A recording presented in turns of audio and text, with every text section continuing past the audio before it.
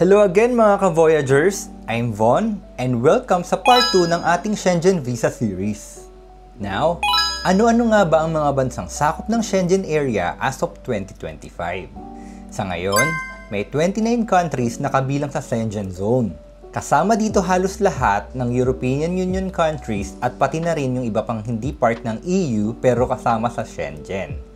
EU countries na nasa Schengen area ay Austria, Belgium, Croatia, Czech Republic, Denmark, Estonia, Finland, France, Germany, Greece, Hungary, Italy, Latvia, Lithuania, Luxembourg, Malta, Netherlands, Poland, Portugal, Slovakia, Slovenia, Spain, at Sweden. Ang non-EU countries na part ng Schengen Zone ay ang Iceland, Liechtenstein, Norway at Switzerland.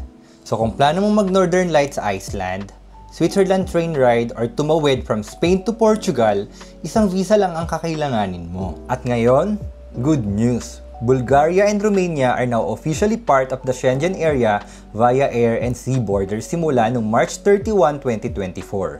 Ngayong 2025, they are fully integrated, meaning pwede mo na rin silang pasukin gamit ang Schengen visa. At tandaan na hindi lahat ng European countries ay Schengen, like Ireland and Cyprus.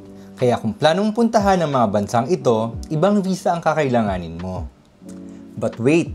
Kung nagustuhan mo tong video na to, please like, comment, share, and subscribe para palagi kang updated sa mga susunod na video.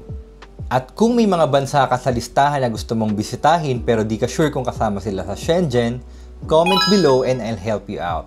At kung may mga tanong ka about itineraries, visa validity, or travel route, isama mo na rin yan para masagot ko sa next episode.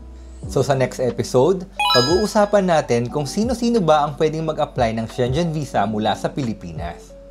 So until next time mga ka-Voyagers, bon voyage!